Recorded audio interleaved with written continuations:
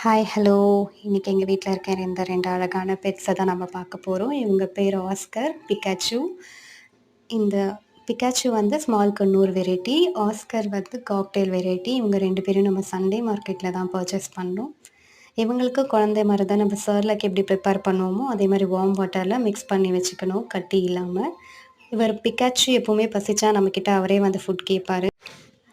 அவர் வரப்போ நம்ம அழகா அதுக்கு ப்ரிப்பேர் பண்ணி வச்சுக்கலாம். அவருக்கு பசிக்குதுன்னு கரெக்ட்டா அவர் நம்மக்கிட்ட ஏதாவது ஒரு இன்டிமேஷன் குடுத்துருவாரு. ஒண்ணு சவுண்ட் குடுப்பாரு, இல்ல அவரே நம்மக்கிட்ட ரீச் பண்ணி கேட்பாங்க ஃபுட்டு. அந்த டைம்ல நம்ம மோஸ்ட்டா 7 டூ 10 எம்எல்க்குள்ள ஃபீட் மிக்ஸ் பண்ணி அவங்களுக்கு குடுக்கணும். கேப் கொஞ்சம் ஈக்குவல் இன்டர்வல் கொஞ்சம் கொஞ்சமா குடுத்தோம்னா, அவங்க கொஞ்சம் ஈஸியா அத முழுங்குவாங்க. இவரு தான் ஆஸ்கர் நம்ம சொன்ன காக்டெயில்.